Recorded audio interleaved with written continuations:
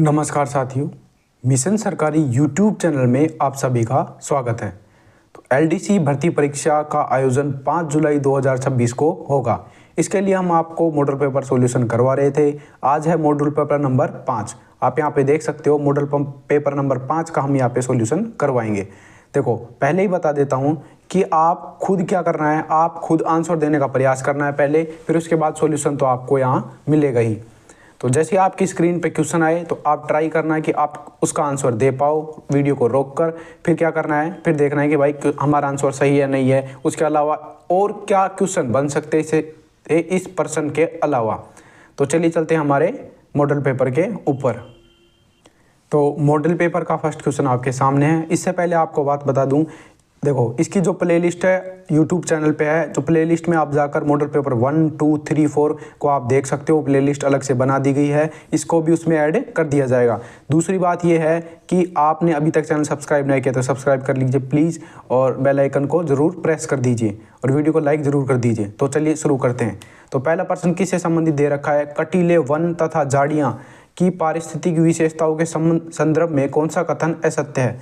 असत्य कथनों के बारे में आपको बताना है। तो पहला कथन यहाँ पे दे रखा है कि इन वनों में जल के संरक्षण के लिए वृक्षों की पत्तियां प्राय छोटी होती हैं। बिल्कुल सही बात है कि जो कटीली झाड़ियाँ या वन होती हैं उनकी जो वृक्षों की पत्तियां होती हैं छोटी होती हैं। क्यों छोटी होती हैं? क्योंकि वहाँ पर पानी की कमी होती है। जिस स्थान पर झाड़ियाँ होती हैं लगभग वहाँ पे पानी की कमी होती है। जैसे जैसलमेर में झाड़ियाँ हैं तो वहाँ पर पानी की कमी है, पत्तियाँ छोटी होंगी। पत्तियाँ छोटी होंगी तो वाष्पोत्सर्जन कम होगा, यानी वाष्प कम बनेगी। जब भी पौधे पानी ऊपर की ओर भेजते हैं तो पत्तियों के ऊपर पानी जमा हो जाता है, फिर वो भाप बनकर उड़ जाता है। तो यहाँ पे भाप बनकर उड़ने का ऐसा कोई सिस्टम नहीं है, क्योंकि सिस्टम तो है लेकिन पत्तियां बहुत छोटी हैं तो भाप ना के बराबर भाप बनेगा। पत्तियां छोटी होती हैं और मोटी भी होती हैं। तो सेकंड है, पहला सही है। दूसरा है, यहाँ के पौधे की जड़ लंबी होती है और जल की तलाश में चारों ओर फैली होती हैं। ये बात बिल्कुल सही है। यहाँ पे जल की कमी होती है इसलिए यहाँ पे जड़ें लंबी होती हैं। नेक्स्ट है, यह वनस्पति केवल राजस्थान और गुजरात में पाई जाती है। केवल वाले 90 से 95% तक क्वेश्चन गलत होते हैं। केवल राजस्थान और गुजरात में नहीं है ये इसके अलावा मध्य प्रदेश, छत्तीसगढ़ और उत्तर प्रदेश, हरियाणा क्षेत्रों में भी ये फैली हुई है, जो कटीले वन और झाड़ियाँ हैं वो। तो ये यहाँ पे इसका सी यहाँ पे ऑप्शन गलत है। नेक्स्ट है, इन क्षेत्रों में वाष्पीकरण को कम करने के लिए प्रकृति ने अनुकूल विकसित किया है। बिल्कुल सही बात है, प्रकृति ने इन्हें इस अनुकूल विकसित किया है कि यहाँ पर वाष्पीकरण कम से कम हो। तो ये स्टेटमेंट भी सही है। तो ये असत्य कथन के बारे में पूछ रहा है तो यहाँ पे सी है जो असत्य है। यहाँ पे दूसरा क्वेश्चन है, सुंदरवन डेल्टा के बारे में यहाँ पे कुछ क्वेश्चन दिए गए, कुछ स्टेटमेंट दिए गए हैं और इनके बारे में पूछ रहा है कि ज्वारीय वनों की मुख्य विशेषता क्या है। तो इसका राइट आंसर यानी सत्य कथन के बारे में आपको बताना है। इन वनों की जड़ें बहुत छोटी होती हैं, गलत बात। ज्वारीय नेक्स्ट दे रखा है, ज्वार भाटा का जल इन जड़ों को सींचता है। देखिए, जो ज्वारीय वन होते हैं वो उन्हें दूसरा नाम है मैंग्रोव वन और ये नदी डेल्टा किनारों के आसपास पाए जाते हैं। अब ज्वार भाटे के जल से क्या होता है, इन जड़ों को सींचा जाता है, यानी ज्वार भाटा का जब जल आता है तो इनकी जड़ों में जल पहुंचता है जिससे लवणीय जल पौधों को मिलता है। जब भी लवणीय जल पौधों को मिलेगा तब क्या होगा, यहाँ पे पौधे विकसित होंगे। तो ये बात बिल्कुल सही है, 20 का राइट आंसर है। नेक्स्ट क्वेश्चन है, निम्नलिखित कथनों पर विचार कीजिए और असत्य कथन के बारे में आपको बताना है कौन सा असत्य है। अब यहाँ पे कुछ क्रांतिकारी दे रखे हैं और उनकी मृत्यु के बारे में यहाँ पे ऑप्शंस दे रखे हैं कि कौन किसकी मृत्यु कहाँ पे हुई। तो पहला है, श्री बाल मुकुंद बिस्सा की मृत्यु जोधपुर में विंड अस्पताल में भूख हड़ताल और यातनाओं के दौरान हुई। बिल्कुल सही बात है, बाल मुकुंद बिस्सा की जो मृत्यु है जोधपुर के विंड अस्पताल में भूख हड़ताल और यातना के कारण हुई। बीरबल सिंह, श्री बीरबल सिंह की मृत्यु राय सिंह नगर में तिरंगा झंडा हाथ में लेकर जुलूस निकालते समय यहाँ पे शहीद हो गए थे। कौन? श्री बीरबल सिंह। नेक्स्ट है, प्रताप सिंह भारत की जो हत्या है बरेली जेल में हुई। यहाँ पे बरेली जेल में यातना देकर इन्हें शहीद कर दिया गया। बरेली जेल में क्यों डाला गया इनको? बनारस षड्यंत्र केस के तहत इन्हें बरेली जेल में डाला गया। ये स्टेटमेंट भी सही है यहाँ पे। नेक्स्ट है, श्री रमेश स्वामी की शहादत भरतपुर में पुलिस की लाठीचार्ज नहीं। यहाँ पे ये गलत है कि जो श्री रमेश स्वामी है, उनकी जो मृत्यु है भरतपुर में तो हुई, ये बात बिल्कुल सही है। जो यहाँ पे भूसावर भरतपुर है वहाँ पे हुई, लेकिन यहाँ पे पुलिस की लाठीचार्ज से नहीं हुई। पुलिस ने क्या किया कि इनके ऊपर बस चढ़ा दी थी, बस के द्वारा कुचल दिया गया, तो बस कुचलने के दौरान इनकी मृत्यु हो गई। तो इसका जो राइट आंसर होगा डी होगा, क्योंकि असत्य कथन के बारे में यहाँ पे पूछ रहा है। नेक्स्ट क्वेश्चन है, राजस्थान में धातु उद्योग के संदर्भ में हिंदुस्तान कॉपर लिमिटेड के बारे में कौन सा कथन गलत है। अब गलत कथन के बारे में आपको बताना है। जो हिंदुस्तान कॉपर लिमिटेड है HCL, वो भारत सरकार का उपक्रम है, बिल्कुल सही बात है, यह भारत सरकार द्वारा चलाया जा रहा है। दूसरा है, इसके अंतर्गत तांबा कॉम्प्लेक्स, खेतड़ी का जो तांबा कॉम्प्लेक्स है, देश की सबसे बड़ी तांबा खनन जो शोधन इकाई है वो है, ये बात भी बिल्कुल सही है। जो देश की सबसे बड़ी तांबा शोधन इकाई है वो खेतड़ी में है। नेक्स्ट है, खेतड़ी कॉपर कॉम्प्लेक्स की उत्पादन क्षमता 31,000 टन तांबा प्रति वर्ष है, ये बात भी बिल्कुल सही है। जो खेतड़ी में तांबा कॉम्प्लेक्स है उसकी जो क्षमता है 31,000 टन तांबा प्रति वर्ष है। नेक्स्ट है, यह उद्योग केवल झुंझुनू तक सीमित है। देखो, केवल वाले ऑप्शन गलत होते हैं, मैक्सिमम 100% नहीं, लेकिन 90 से 95% गलत होते हैं। तो ये यहाँ पे गलत हो गया है। असत्य कथन के बारे में पूछ रहा है तो यही गलत है। यह केवल झुंझुनू तक ही सीमित नहीं है, इसकी जो अन्य शाखाएं हैं वो यहाँ पे अलवर में, चांदमारी में, अलग अलग यहाँ पे अलग अलग परियोजनाओं के तहत लगाई गई हैं। ये केवल झुंझुनू तक सीमित नहीं है, तो इसका राइट आंसर होगा डी। नेक्स्ट है, सूची 1 को सूची 2 के साथ मिलान करना है। कुछ चोटियाँ दी गई हैं और उनकी ऊंचाई दी गई है। आपको 2 या 3 भी पता होगा तो आप आसानी से कर सकते हो। जैसे सबसे बड़ी चोटी है राजस्थान की गुरु शिखर है, 1722 या 1727 मीटर, जो भी मिले आपको। तो यहाँ पे 1722 मीटर मिला है गुरु शिखर। अब आपको पता है उत्तरी अरावली की सबसे ऊंची चोटी है रघुनाथगढ़, सीकर में स्थित है। तो रघुनाथगढ़ 1055 किलोमीटर 55 मीटर की है, 1055 मीटर रघुनाथगढ़ सीकर में स्थित है। उसके बाद में जरगा है जो उदयपुर राजसमंद में स्थित है, दूसरी सबसे ऊंची चोटी है 1431 मीटर की। तो यहाँ पे आप देखिए 1431 मीटर की जरगा है। आप इनसे भी मिलान कर सकते हो। तो पहले का हो चुका है 3, पहले का 3, यहाँ पे 2 ऑप्शन कट चुके हैं। नेक्स्ट है बी हमें पता नहीं है, डी का है 1, तो डी का 1 इसमें भी है, इसमें भी है। सी का जरगा का क्या है 2, तो ए इसका राइट आंसर होगा। और शेरगढ़ जो यहाँ पे चोटी है उसकी ऊंचाई है 1597 मीटर। नेक्स्ट क्वेश्चन चलते हैं। तो 6 नंबर क्वेश्चन है, अरावली पर्वत श्रेणी राजस्थान की जलवायु को किस प्रकार प्रभावित करती है। देखिए, जो ये राजस्थान है हमारा, इसका नक्शा बनाता हूँ यहाँ पे। ये जो राजस्थान है यहाँ पे कच्चा चित्र है। अब ये अरावली पर्वतमाला है, कुछ इस प्रकार से फैली हुई है, यहाँ पे कुछ इस प्रकार से फैली हुई है। तो यहाँ पे क्या होता है, जब भी यहाँ पे अरब सागर वाला मानसून आता है तो यहाँ पे सीधा निकल जाता है। यहाँ पे अरावली के समानांतर होता है तो यहाँ पे सीधा निकल जाता है। यहाँ पे कोई भी बाधा नहीं है जिससे यहाँ पे मानसूनी वर्षा हो अरब सागर वाली। जब वहाँ पे बंगाल की खाड़ी की वर्षा होती है तब यहाँ से इस प्रकार आता है और यहाँ पे टकराता है, तब जाके अरावली पर्वत श्रृंखला क्या करती है, वर्षा करती है। जब ये सीधा निकल जाएगा तो पश्चिमी भाग बिल्कुल सूखा रह जाएगा और जो यहाँ पे पूर्वी भाग है उसमें क्या होता है, बंगाल की खाड़ी द्वारा वर्षा की जाती है। तो इसका जो राइट आंसर है यह मानसूनी पवनों के समानांतर है जिससे वर्षा कम होती है। ये बात बिल्कुल सही है। मानसूनी पवनों के लंबवत नहीं है, ये समानांतर है। ऐसे ही तो मानसूनी पवनें जाती हैं राजस्थान में और ऐसे ही अरावली की जो पर्वत श्रृंखला है वो बनी हुई है। ठंडी ध्रुवीय हवाओं को राजस्थान में आने से रोकती है, नहीं, गलत बात है। यहाँ समुद्र से आने वाली आर्द्रता को पूरी तरह से रोक लेती है, ये बात भी बिल्कुल गलत है। तो 20 का राइट आंसर होगा। नेक्स्ट है, बनास नदी के संबंध में कुछ स्टेटमेंट दिए गए हैं, आपको इनको बताना है कि बनास नदी का कौन सा स्टेटमेंट यहाँ पे सही है, कौन सा यहाँ पे गलत है। तो पहला स्टेटमेंट दे रखा है कि राजस्थान में पूर्णतः बहने वाली सबसे लंबी नदी है कौन सी, बनास नदी। बिल्कुल सही बात है, बनास नदी राजस्थान में पूर्णतः राजस्थान में बहने वाली सबसे लंबी नदी है। पूर्णतः का मतलब एक बात आपको बता दूं, यहाँ केवल राजस्थान में बहती है। ऐसे पूर्णतः का अर्थ आप केवल से भी ले सकते हो। इसकी कुल लंबाई है 512 किलोमीटर। और जो बनास नदी है उसका उद्गम राजसमंद जिले की कुंभलगढ़ के पास खमनोर की पहाड़ियों से होता है। ये बात भी बिल्कुल सही है, पहला भी सही है। तीसरा है, बेड़च और मेरनाल नदी इसमें दाईं ओर से मिलती हैं, ये प्रमुख सहायक नदियां हैं। जो बनास नदी है उसमें दाईं ओर से बेड़च, और बेड़च का दूसरा नाम है आयड, और मेरनाल नदी। यहाँ पे ये बनास नदी है, इसके दाईं ओर से, ये दाईं ओर मान लीजिए आपका हाथ जैसे वैसे, तो ये ऐसे प्रवाहित कर रही है, तो ये दाईं ओर है। दाईं ओर से कौन सी 2 नदी मिलती हैं यहाँ पे, बेड़च नदी और मेरनाल नदी। जबकि बाईं ओर से कौन कौन सी नदी मिलती है, यहाँ से कोठारी नदी मिलती है, खारी नदी मिलती है, मानसी नदी मिलती है। तो यहाँ से बाईं ओर से ये नदी यहाँ पे आके मिलती हैं।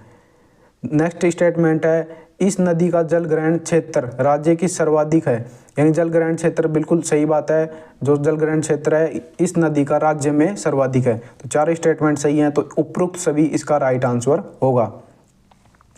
नेक्स्ट क्वेश्चन है, राजस्थान में किस जिले में अनुसूचित जनजाति एसटी जनसंख्या सबसे कम है। आपको इसके बारे में बताना है कि एसटी की जो जनसंख्या है सबसे कम कहाँ पे स्थित है। तो क्वेश्चन, जो अनुसूचित जनजाति है एसटी, उसका सबसे प्रतिशत कम कहाँ पे है। देखो ये जो पूरा राजस्थान में है उसमें एसटी जो जनजाति है उसका सर्वाधिक प्रतिशत बांसवाड़ा जिले में है। सबसे ज़्यादा एसटी जनजाति कहाँ पे है, राजस्थान में बांसवाड़ा में है। यदि जनसंख्या के आधार पर बात की जाए, सबसे ज़्यादा जनसंख्या कहाँ पे है, वो उदयपुर में है। सबसे कम के बारे में यहाँ पे पूछा है, सबसे कम कहाँ पे है। सबसे कम यहाँ पे दो ऑप्शन हो सकते थे, या तो बीकानेर हो सकता था या नागौर हो सकता। तो इसका राइट आंसर होगा नागौर। बीकानेर नहीं दे रखा है, नागौर और बीकानेर में कन्फ्यूजन है। यहाँ पे 0.3% के आसपास नागौर और बीकानेर अलग अलग पुस्तकों में अलग अलग यहाँ पे दे रखा है। यानी बीकानेर और नागौर में 0.3% क्या बताई गई है, एसटी जनजाति के बारे में यहाँ पे बताया गया है। नेक्स्ट है, राजस्थान के किस जिलों में राजीव गांधी फिनटेक डिजिटल संस्थान की स्थापना की जाएगी। जो इसका राइट आंसर होगा वो होगा जोधपुर। जोधपुर में राजीव गांधी फिनटेक डिजिटल संस्थान की स्थापना की जाएगी। किसमें, जोधपुर में राजीव गांधी फिनटेक डिजिटल संस्था की स्थापना जोधपुर में की जाएगी। नेक्स्ट क्वेश्चन है, मध्य एवं उत्तरी अरावली के बारे में कुछ स्टेटमेंट दिए गए हैं, इन कथनों पर आपको विचार करना है, यानी कौन सा सही है और कौन सा गलत है। तो पहला स्टेटमेंट है, मध्य अरावली मुख्य रूप से अजमेर और ब्यावर जिले में है। बिल्कुल सही बात है, मध्य अरावली अजमेर और ब्यावर जिले में फैली हुई है। मध्य अरावली में जो तारागढ़ चोटी है प्रमुख अरावली के पश्चिमी भाग की प्रमुख चोटी है। बिल्कुल सही बात है। तारागढ़ की ऊंचाई आप ध्यान रख लीजिए, तो तारागढ़ की चोटी है उसकी ऊंचाई है 873 मीटर। दूसरी यहाँ पे मुख्य जो पहाड़ है वो है नाग पहाड़। नाग पहाड़ की जो ऊंचाई है 795 मीटर। 795 मीटर किसकी ऊंचाई है, नाग पहाड़ की। ध्यान रखिएगा, नाग पहाड़ की ऊंचाई है 795 मीटर, तारागढ़ की 873 मीटर है।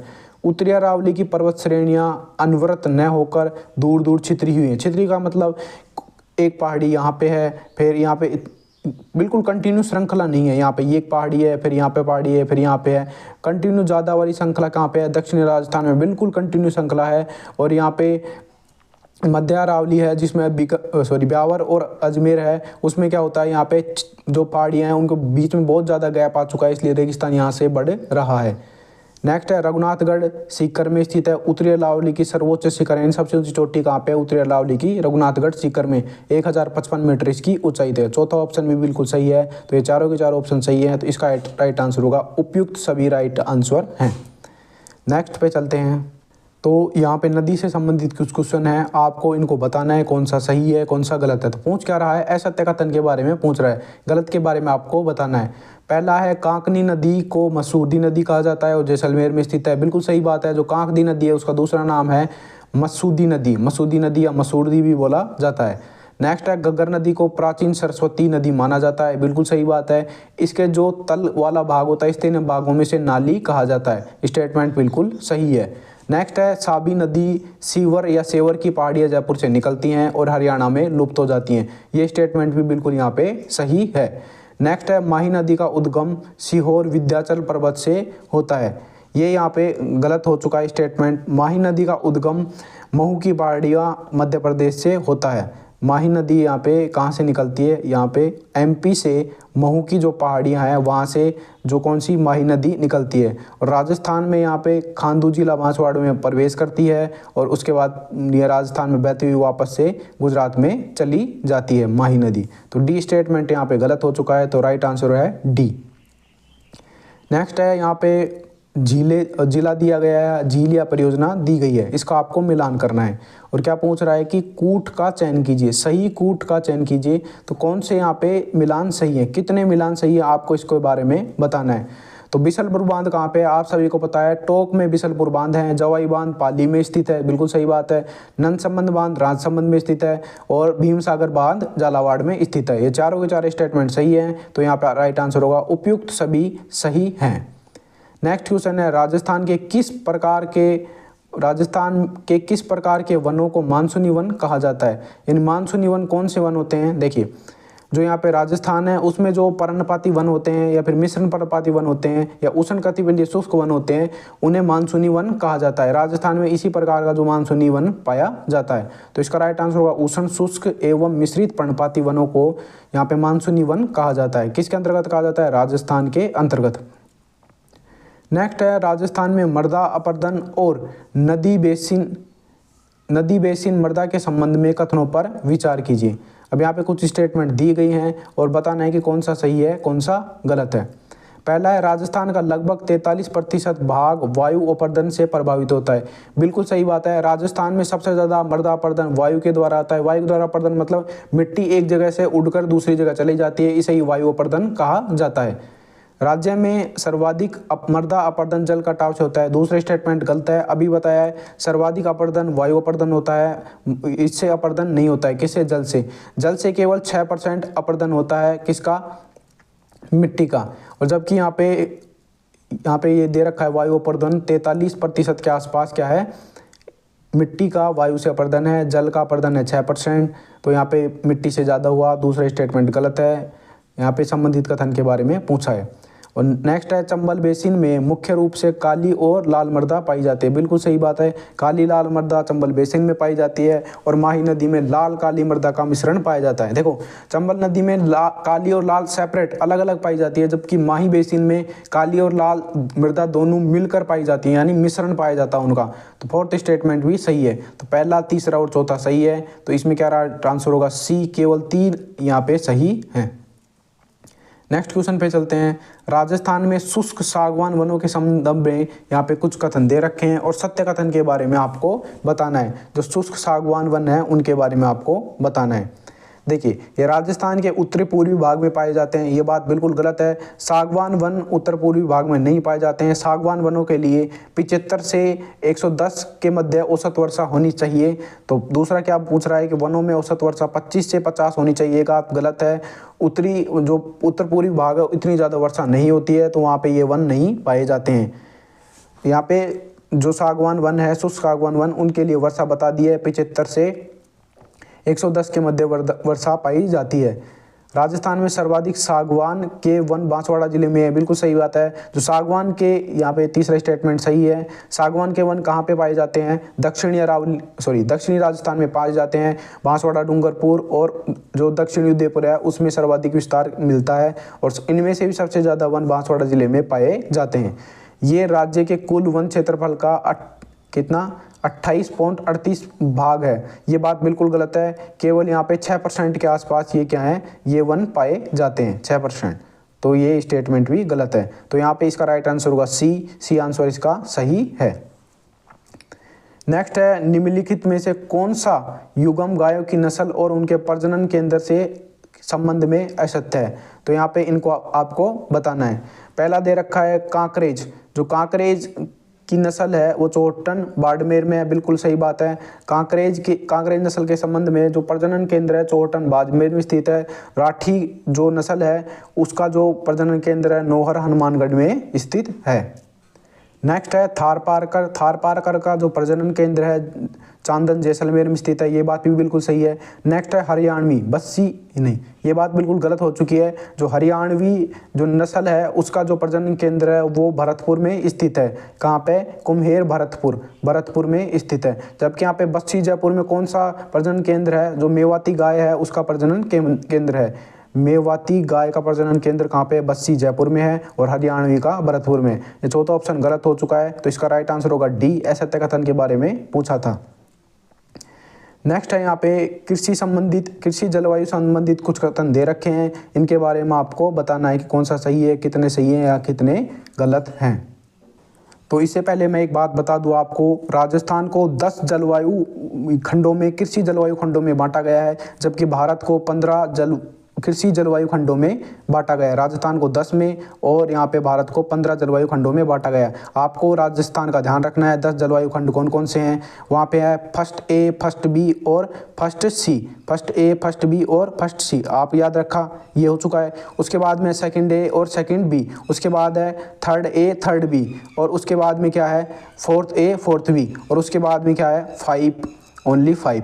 तो यहाँ पे ये पूरे के पूरे 10 हो चुके हैं। फर्स्ट वाले हैं 3, सेकंड वाले हैं 2, और थर्ड वाले 2, फोर्थ वाले 2, और लास्ट का 5 वाला 1। तो 3, 2, 5, 2, 7, 2, 9 और 1, 10। टोटल 10 कृषि जलवायु खंड यहाँ पे हैं राजस्थान के अंतर्गत।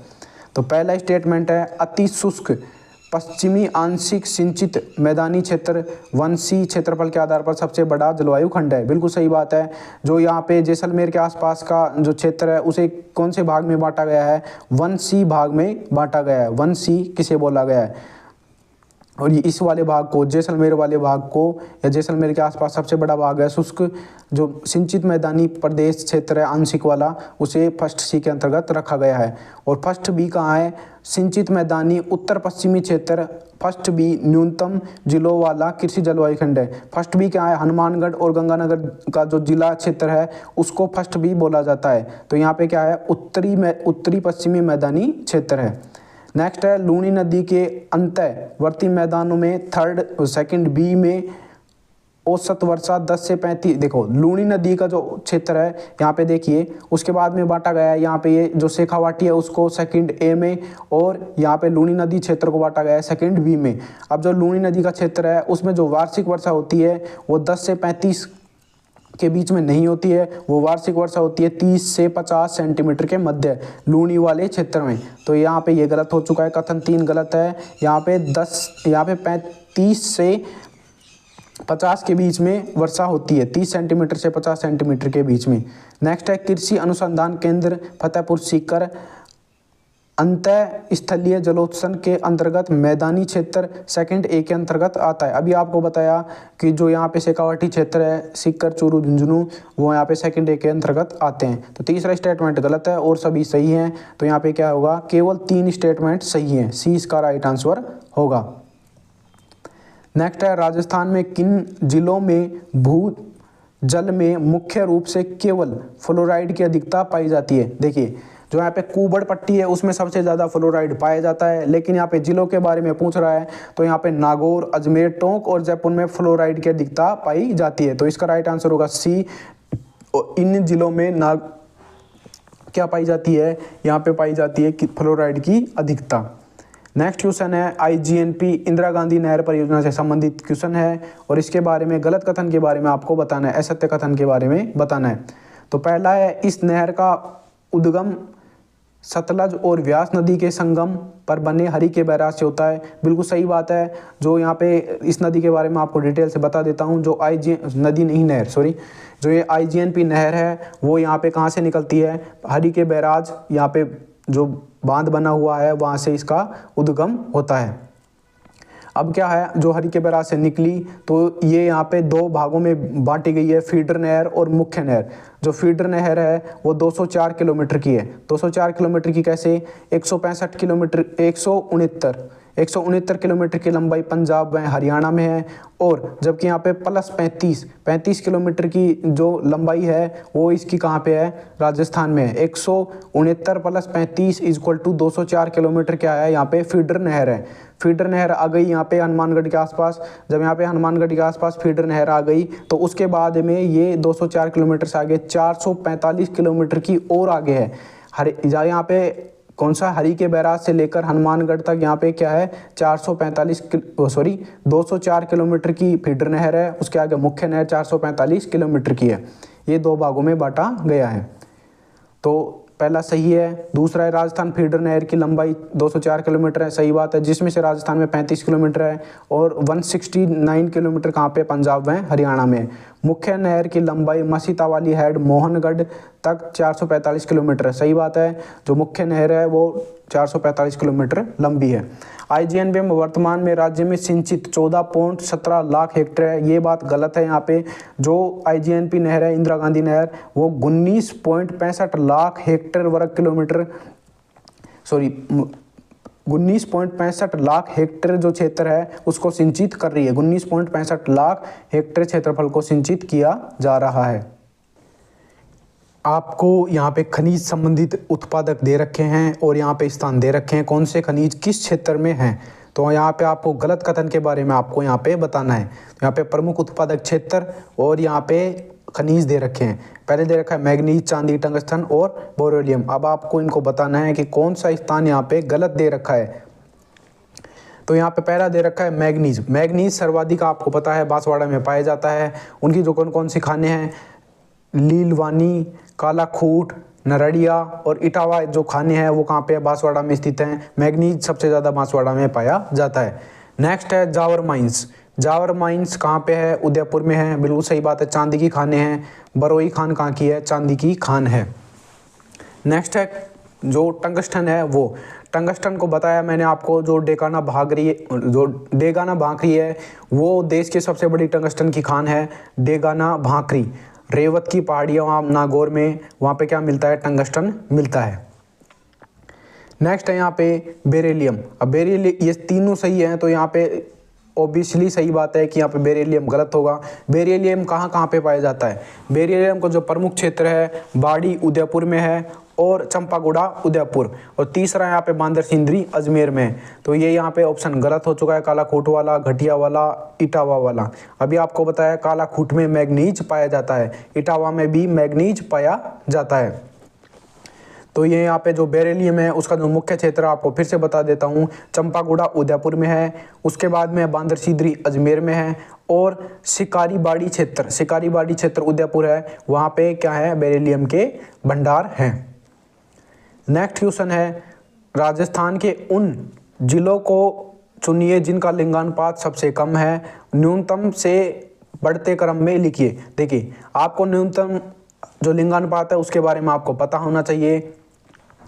जो ये राजस्थान है उसमें जो धौलपुर जिला है उसका सबसे कम लिंगानुपात है। कितना है उसका लिंगानुपात? 846 है। देखो और जिलों का याद ना रखिए, और यहाँ पे जो क्रम है उसको याद रख लीजिए, केवल जो क्रम है उसको याद रख लीजिए। कौन सा जिला है एक बार आपको बता देता हूँ। धौलपुर का 846 है, जैसलमेर का 852 है, करौली का 861 है और भरतपुर का 880 है। इसके अलावा और भी याद रख सकते हो, याद आपका कोशिश करनी चाहो, लेकिन आपको धौलपुर का याद रखना है। 846 है धौलपुर का, और ज़्यादा से ज़्यादा याद रख लो तो 852 है यहाँ पे जैसलमेर का। और राजस्थान का लिंगानुपात आपको पता होना चाहिए 928। राजस्थान का मोस्ट इंपोर्टेंट है, एग्जाम में पूछा जा सकता है। राजस्थान का लिंगानुपात 928 है, और जो भारत का लिंगानुपात है 943 है। भारत का 943, राज्य का 928। 846 धौलपुर का सबसे कम, उसके बाद में है जैसलमेर 852। तो यहाँ पे कौन सा ऑप्शन है? धौलपुर, जैसलमेर, करौली और भरतपुर। तो इसका राइट आंसर होगा ए, धौलपुर, जैसलमेर, करौली और भरतपुर इसका राइट आंसर है। अगला प्रश्न दे रखा है, मीणा जनजाति में प्रचलित नाता प्रथा क्या है? तो नाता प्रथा के बारे में आपको बताना है। जो नाता प्रथा है मीणा जाति में प्रचलित है, जनजाति में। मीणा जनजाति में क्या होता है? किसी विवाहित स्त्री का अन्य पुरुष के साथ रहना जो नाता प्रथा कहलाती है। तो इसका राइट आंसर होगा सी, विवाहित स्त्री द्वारा किसी अन्य पुरुष के साथ रहना नाता प्रथा कहलाती है।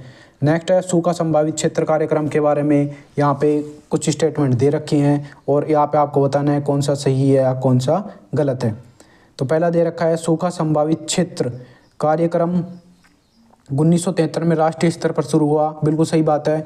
जो यहाँ पे ये कार्यक्रम है राष्ट्रीय स्तर पर 1973 में शुरू हुआ और 74 में क्रियान्वयन किया गया। मरु विकास कार्यक्रम का मुख्य उद्देश्य मरुस्थल को रोकना है, पारिस्थितिकी संतुलन बनाना है। ये बात भी बिल्कुल सही है।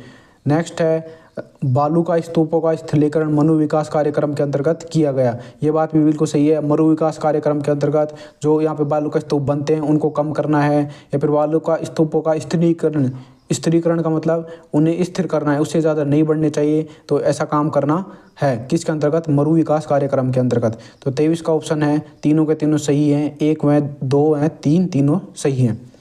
नेक्स्ट है गागरोन का जो प्रथम शाखा हुआ उससे संबंधित यहाँ पे दे रखा है कि आक्रमणकारी कौन था और यहाँ पे किसके शासनकाल में ये आक्रमण हुआ। देखो सबसे पहले तो पहला क्वेश्चन है, गागरोन का प्रथम शाखा कब हुआ?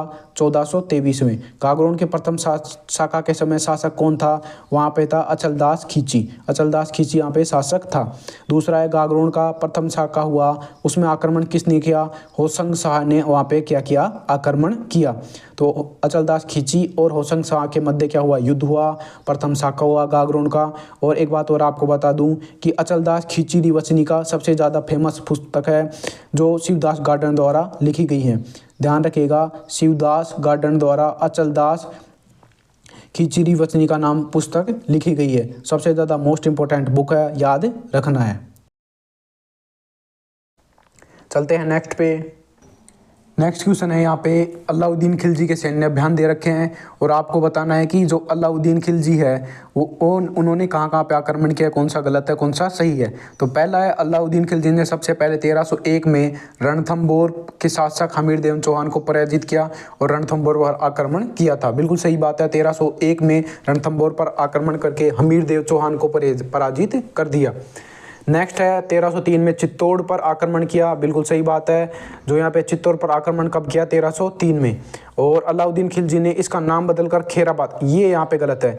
जो अलाउद्दीन खिलजी है उसने इसका नाम बदलकर खिजराबाद कर दिया है। खैराबाद खिजराबाद एक से हैं, तो नाम बदलकर चित्तौड़गढ़ का नाम बदलकर खिजराबाद अपने पुत्र खिज्र खां के नाम पर कर दिया। ये बात बिल्कुल सही है, सॉरी ये यहाँ पे गलत है, खैराबाद नहीं है, खिजराबाद नाम कर दिया गया। नेक्स्ट है, सिवाना पर आक्रमण, फिर से 1308 में सिवाना पर आक्रमण किया, शीतल देव चौहान को पराजित किया और दुर्ग पर अधिकार कर लिया। तो पहला तीसरा सही है, दूसरा यहाँ पे गलत है। तो ऑप्शन क्या है? सी, केवल 1 व 3 यहाँ पे सही है।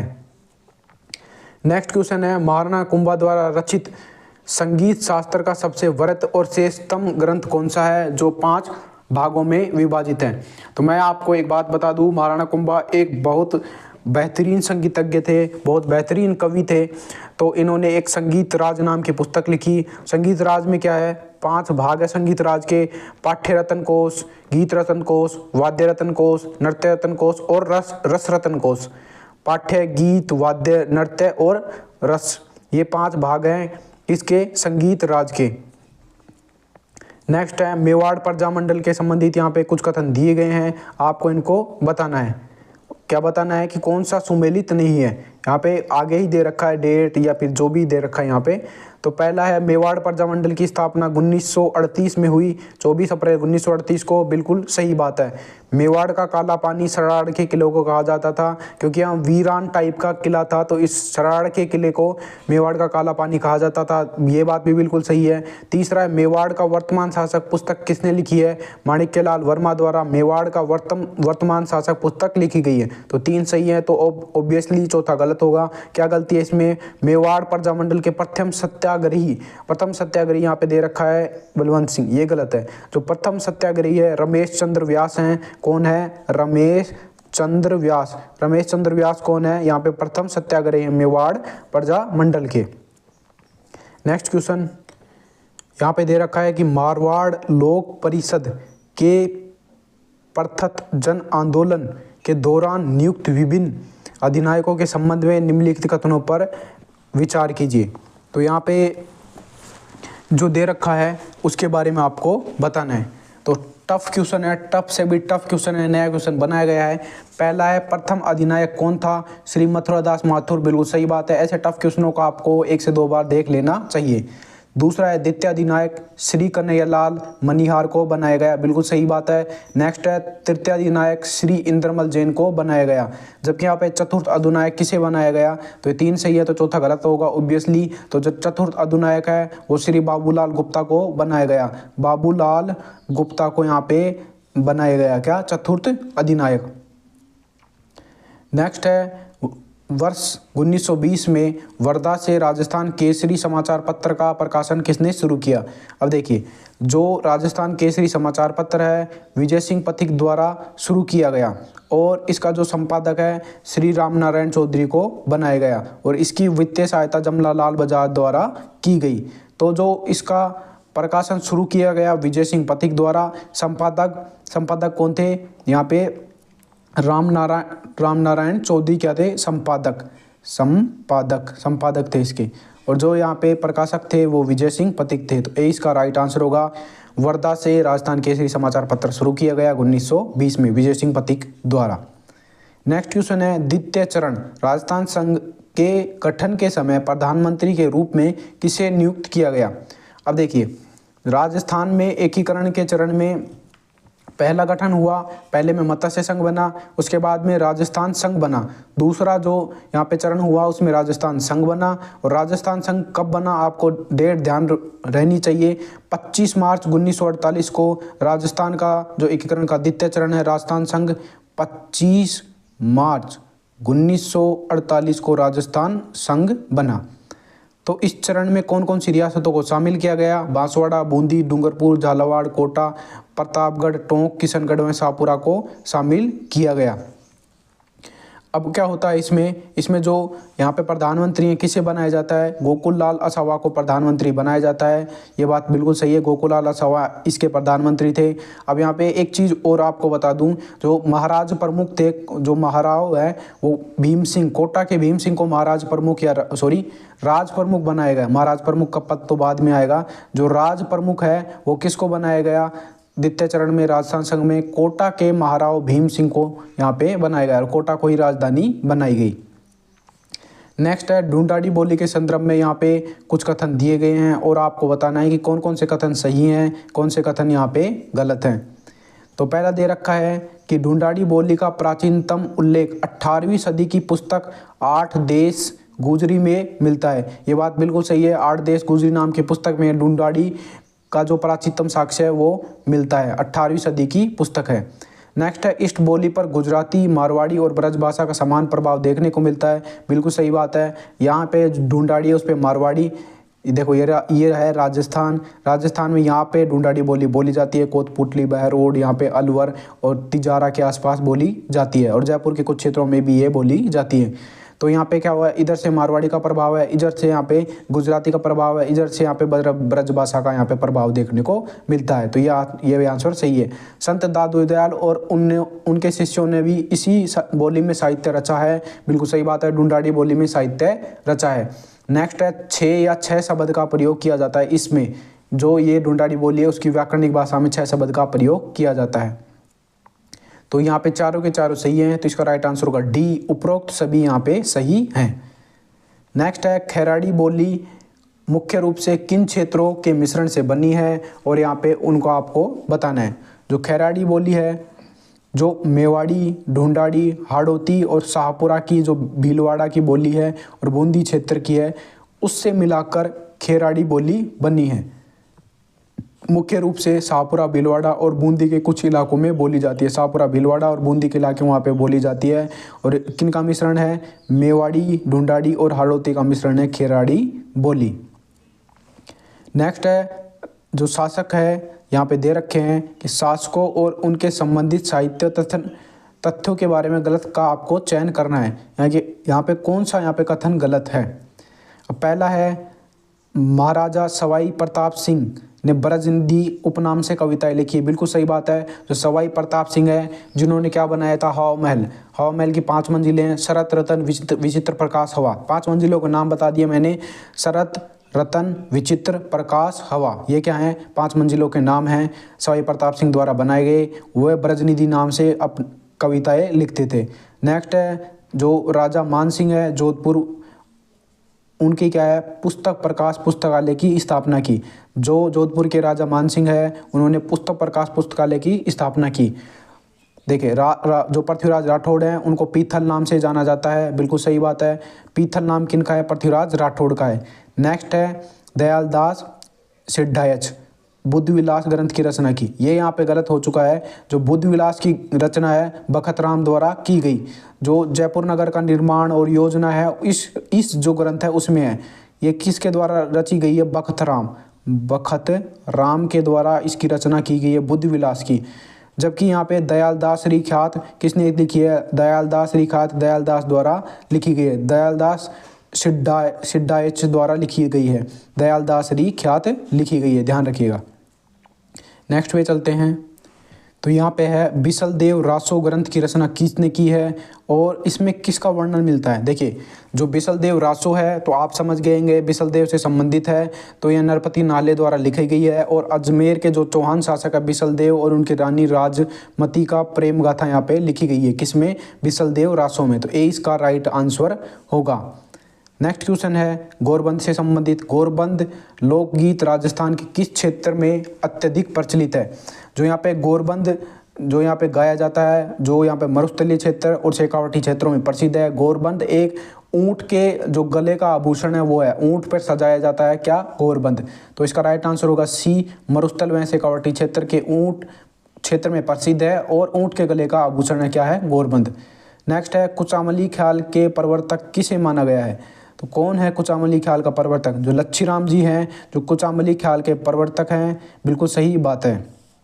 बस इतना ही इंपॉर्टेंट है, लच्छीराम जी कुचामली ख्याल के प्रवर्तक हैं। नेक्स्ट है संत रज्जब जी और संत जन्ना जी से संबंधित कुछ कथन दिए गए हैं, इन कथनों पर विचार करना है और कितने कथन सही हैं इसके बारे में आपको बताना है। पहला है संत रज्जब जी का जन्म सांगानेर जयपुर में हुआ, बिल्कुल सही बात है, रज्जब जी सांगानेर के निवासी थे। दूसरा है रज्जब जी जीवन भर दूल्हे के वेश में रहे और दादू जी के उपदेशों का बखान किया। देखिए जब रज्जब जी विवाह करने जा रहे थे तो इन्होंने दादू दयाल जी के उपदेश सुन लिए।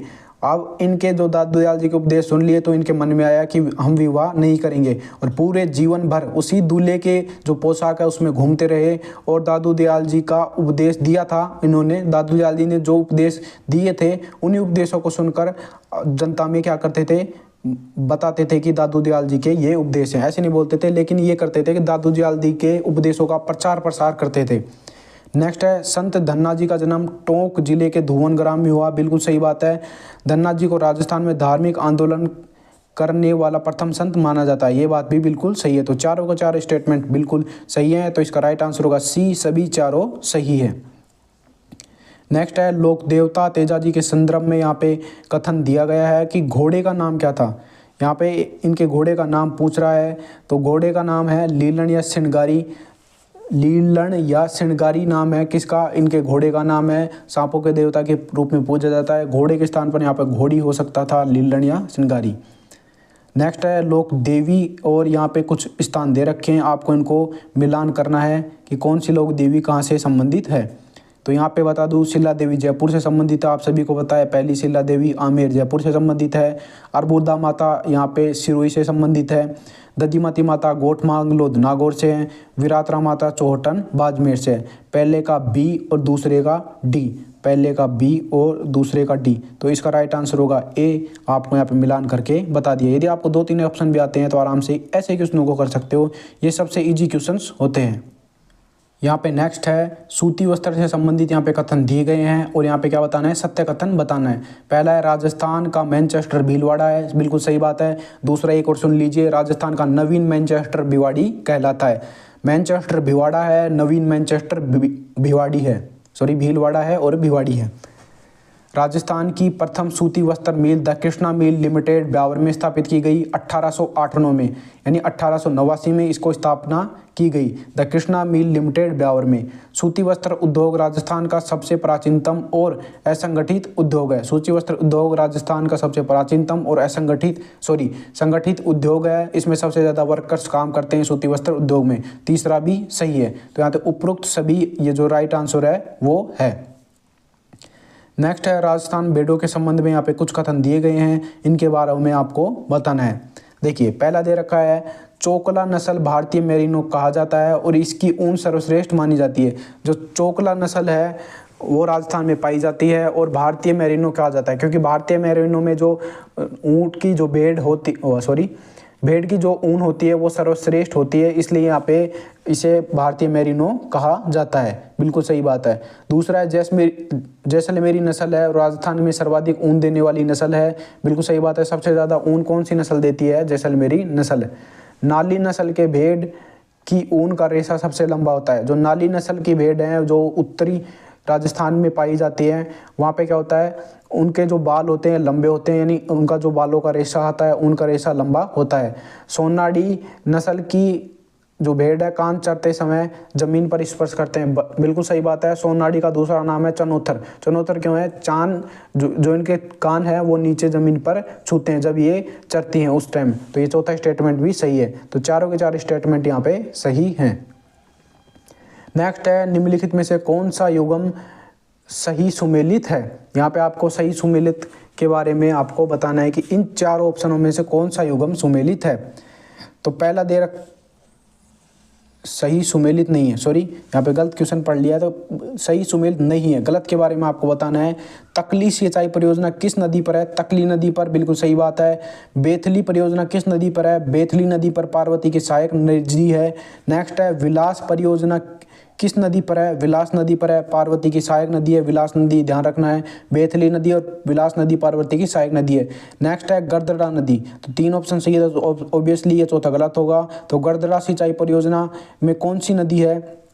यहाँ पे जो गर्दरा सिंचाई परियोजना है बूंदी जिले में चंबल नदी की सहायक नदी, मंगला नदी, डूंगरी और गणेशीनाल पर स्थित है। तो यहाँ पे मेज नदी पर स्थित नहीं है। तो ये बात आपको ध्यान रखना है। ये स्टेटमेंट यहाँ पे आपका क्या हो चुका है? गलत हो चुका है। नेक्स्ट क्वेश्चन है, राजस्थान की तापीय विद्युत परियोजनाओं के संबंध में यहाँ पे कुछ कथन दिए गए हैं। आपको इनको क्या बताना है? कितने कथन सत्य हैं इसके बारे में बताना है। तो पहला दे रखा है, कोटा तापीय विद्युत परियोजना की प्रथम इकाई जनवरी 1983 को आरंभ हुई। बिल्कुल सही बात है। जो कोटा थर्मल का जो प्रथम चरण है 1983 को स्टार्ट हुआ। सूरतगढ़ ताप परियोजना राज्य का पहला सुपर थर्मल विद्युत गृह है। बिल्कुल सही बात है। जो सुपर थर्मल विद्युत गृह है राज्य का पहला कौन सा है? सूरतगढ़ ताप विद्युत परियोजना। नेक्स्ट है, छबड़ा तापीय विद्युत परियोजना राजस्थान के झालावाड़ में है। ये यहाँ पे गलत है। जो छबड़ा तापीय विद्युत परियोजना है वो 12 जिले में स्थित है। कहाँ पे है? 12 जिले में स्थित है, झालावाड़ जिले में नहीं है। झालावाड़ जिलों में काली सिंध परियोजना है, इसका आपको ध्यान रखना है। छबड़ा कहाँ पे है? यहाँ पे 12 में है। तो ये यहाँ पे गलत हो चुका है, पहला दूसरा सही है। नेक्स्ट है, Dholpur thermal gas power project की क्षमता 330 मेगावाट है। बिल्कुल सही बात है ये, और प्रस्तावित है, प्रगति पर है, ये बात भी बिल्कुल सही है। धौलपुर में कौन सा है? Dholpur thermal gas power project 330 megawatt इसकी क्षमता है। तो यहाँ पे पहला, तीसरा और चौथा सही है। तो केवल 3 कथन यहाँ पे सही है। इसका राइट आंसर होगा सी, केवल 3 कथन यहाँ पे सही हैं। नेक्स्ट है, वर्ष 2024-25 में अग्रिम अनुमानों के अनुसार राजस्थान सकल राज्य मूल्यवर्धन GSVA में स्थिर कीमतों पर उद्योग क्षेत्र का योगदान कितना है? अब ये टफ क्वेश्चन है इकोनॉमी का, तो आपको इसके बारे में बताना है। देखिए, आप क्या करना है, क्वेश्चन को रोकना है, आपको समझना है। यदि आपको ये टॉपिक नहीं आता है तो बिल्कुल अभी टाइम है आपके पास में, टॉपिक को पढ़ सकते हो। तो जो यहाँ पे GSVA स्थिर कीमतों पर कितना है, प्रचलित कीमतों पर कितना है, ये आपको बताता हूँ। GSVA जो यहाँ पे क्या दे रखा है, स्थिर कीमतें हैं उन पर है 28.39%, 28.39% है। और यहाँ पे प्रचलित कीमतों पर कितना है, 2024-25 के अनुसार पूछा है, तो हमने भी बताया 2024-25 के अनुसार 28.39%। और यहाँ पे प्रचलित कीमतों पर पूछ ले तो आपको यहाँ पे बताना है 27.16%, 27.16% किसको बताना है? प्रचलित कीमतों के ऊपर GSVA यानी सकल राज्य मूल्यवर्धन के बारे में आपको बताना है। नेक्स्ट है, श्री महावीर जी का सुप्रसिद्ध लक्खी मेला राजस्थान के किस जिले या नदी के किनारे आयोजित किया जाता है? बिल्कुल सही बात है। यहाँ पे जो महावीर जी का सुप्रसिद्ध मेला है लक्खी मेला है, और ये यहाँ पे करौली में गंभीरी नदी पर यहाँ पे क्या किया जाता है? आयोजित किया जाता है। श्री महावीर जी प्रसिद्ध मेला, करौली, गंभीर नदी। महावीर जी यहाँ पे जैन संप्रदाय के प्रमुख क्या हैं? तीर्थंकर हैं। नेक्स्ट है, जोधपुर चित्रशैली के संदर्भ में यहाँ पे कुछ कथन दिए गए हैं। असत्य कथन के बारे में आपको बताना है कि यहाँ पे कौन सा कथन सही नहीं है। पहला है, तिब्बती इतिहासकार लामा तारानाथ ने 7वीं सदी में मारू देश के चित्र का श्रृंगदंग का उल्लेख किया है। बिल्कुल सही बात है। दूसरा है, महाराजा मानसिंह के काल में नाथ संप्रदाय, ये मानसिंह कौन से हैं? जोधपुर वाले मानसिंह हैं, मारवाड़ वाले मानसिंह हैं, उनसे संबंधित चित्रों में प्रधानता रही है नाथ संप्रदाय। देखो, मानसिंह के समय में नाथ जो संप्रदाय है उसका सर्वाधिक प्रभाव रहा, नाथों की शरण स्थली भी कहलाता था उस टाइम पे। तो ये बात बिल्कुल सही है, मारवाड़ शैली का चरमोत्कर्ष रहा। कौन सा? मानसिंह का काल। जोधपुर शैली में बादाम सी आंखें और ऊंची पगड़ियां, गठीले शरीर वाले को चित्रण किया गया है। इस शैली में अपनी निजी विशेषता है। बिल्कुल सही बात है। 3 सही है तो चौथा गलत होगा। तो चौथा क्या है? महाराजा अभय सिंह के काल में 1623 में वीर जी द्वारा रागमाला चित्र का वर्णन किया गया है। यही यहाँ पे गलत हो चुका है। जो यहाँ पे कलाकार वीर जी द्वारा रागमाला का चित्रावली का चित्रण विट्ठल पंचायत के लिए किया गया था, ना कि यहाँ पे किसके लिए किया गया था? अभय सिंह, जो महाराजा अभय सिंह है उनके लिए नहीं किया गया था, विट्ठल दास चंपावत के लिए किया गया था। ध्यान रखिएगा, ये बहुत डीप क्वेश्चन है, बहुत टफ क्वेश्चन है। तो इसका राइट आंसर होगा डी। 2 बार पढ़ लीजिए इस क्वेश्चन को। नेक्स्ट क्वेश्चन है, भारत के नारियल उत्पादन के संबंध में कथनों पर विचार कीजिए। सही कथन बताना आपको। देखिए, नारियल के संबंध में मैं आपको बता दूं, भारत दुनिया का सबसे बड़ा नारियल उत्पादक देश है। तो यहाँ पे पहला क्या है? दूसरा सबसे बड़ा उत्पादक। गलत है, सबसे बड़ा उत्पादक देश है। जो नारियल का उत्पादन कितना होता है? पूरे विश्व का 30.37%। यहाँ पे दे रखा है 30.37, यानी 30.37% नारियल का उत्पादन किया जाता है। पहला गलत, दूसरा सही है। यहाँ पे उत्तर भारतीय राज्यों में जो नारियल उत्पादित किए जाते हैं, यह बात बिल्कुल गलत है। दक्षिणी राज्य तटीय राज्यों में तमिलनाडु, कर्नाटक, केरल में मुख्य रूप से इसका उत्पादन किया जाता है। और यहाँ पे क्या है, जो इसका क्षेत्रफल है भारत में वो कितना है? 2165,000 हेक्टेयर। 2165,000 हेक्टेयर इसका क्या है? तो यहाँ पे 12,390,000 हेक्टेयर, ये गलत है। 2165,000 हेक्टेयर है भारत में नारियल उत्पादित। तो बी इसका राइट आंसर होगा।